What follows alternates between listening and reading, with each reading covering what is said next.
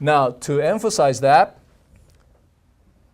aspect of this approximation even more, we are going to introduce a new symbol, B of mean field, which is defined, this is the definition, to be Z times J times magnetization divided by NA times G times mu B squared, right? If you did so, then this Hamiltonian, now just, I'm not doing anything, this is just introducing a symbol for convenience, is minus G times mu sub B of B plus B, well, molecular field in the front, I mean mean field, excuse me. All right? Just to emphasize the fact that this term is exactly mathematically the same as the term which includes the magnetic field. By the way, I accidentally used the word mean field, molecular field. This approximation, mean field approximation, is also called molecular field approximation.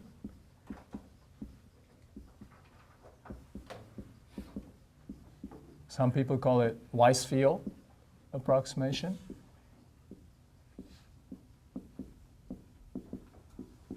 These three names mean exactly the same thing.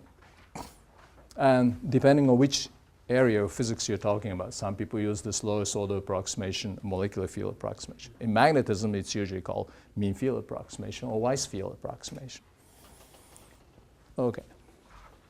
So now, if you see this Hamiltonian, then you can do the statistical physics of this Hamiltonian, because this is nothing but individual spins which do not interact anymore, but is in the magnetic field, which is not the actual magnetic field, but with an additional term. Okay? So if you treat this like this as the total magnetic field, then you can do statistical physics, which you must have done already when you're a senior undergraduate student. So I'm not going to do the derivation. Okay, you have a minus sign. Okay, everything is right. So let's just write that. This is the Hamiltonian, approximate Hamiltonian according to the mean field approximation. All right. Now we're going to do the statistical physics, borrow the results from magnetic moments in magnetic field, which you already know. And first we're going to deal with high temperature, low magnetic field. What do you mean by high temperature? Temperature measured in a proper unit is much larger than the interaction between magnetic moments. And also, this is bigger than the magnetic field. And of course, magnetic field and temperature are measured in a different units. Therefore, this is what we mean. Okay? Temperature is dominant, stronger than the magnetic field, stronger than the interaction. This is what we mean by high temperature and low field. Then, this is small in comparison to temperature. And this one contains J. Okay? Therefore, this is also small. Both are small in comparison with smaller than KBT. Then you can use the results which you already know for magnetic dipole moments in magnetic field at high temperature, low magnetic field, because the sum of the two is exactly the same as the magnetic field in that problem. Okay? And results you know is, well, let's first review that case. If you have magnetic dipole moments in magnetic field which do not interact with each other, then the Hamiltonian is, of course, minus G mu sub B, magnetic field B in the front. That, right?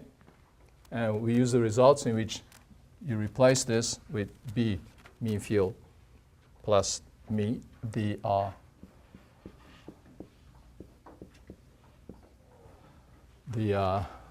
actual magnetic field you apply. Then the magnetization, with respect to the saturation magnetization is the magnetization of the system when all the magnetic moments, dipole moments, are pointing in the same direction, completely polarized. Then this is the famous so-called Brillouin function. In English, it's called Brillouin function, which is 2s plus 1 divided by 2s times cotangent hyperbolic 2s plus 1 divided by 2s times y minus 1 over 2s cotangent hyperbolic y over 2s, where s is the spin quantum number, and y, the definition of y is g times mu b times b over kBt. Nope, nope, nope. Should be okay. S.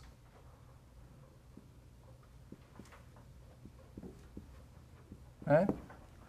Since this function contains s, sometimes called, often it's called the Brillouin function. Just for convenience, okay? Because this function is given a name, sometimes people think, okay, Brillouin function is some special function like a Bessel function. No, it's nothing fancy, okay?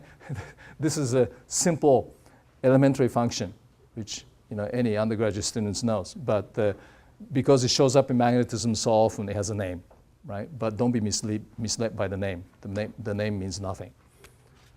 And often it's written Brillouin function large B.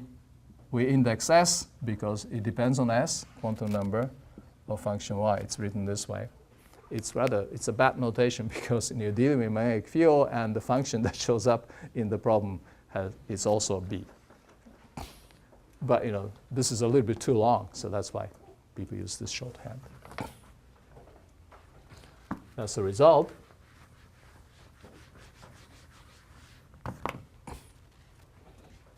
so, well, this result so far is exact, right?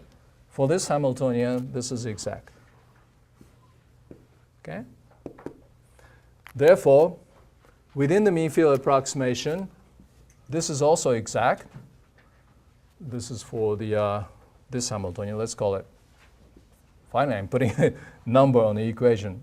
For Hamiltonian 1, then you can tell immediately it's Bs of y, in which y should be different. G factor times Bohr magneton times S plus B mean field plus B divided by kBt, right? Okay. This is exact, provided that you use this approximate Hamiltonian. Okay. That's the exact result for this approximate Hamiltonian. Now we're going to do the high temperature, low magnetic field approximation and use the lowest order expansion of hyperbolic cotangent here and there. And you know the result.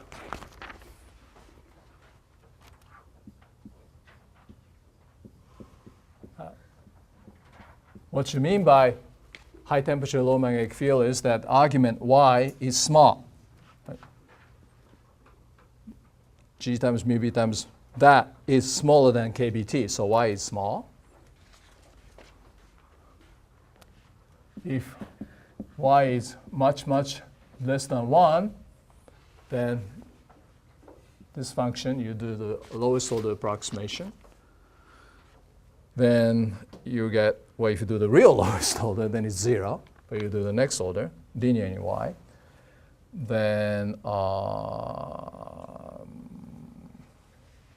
where did I go? Okay, here we go.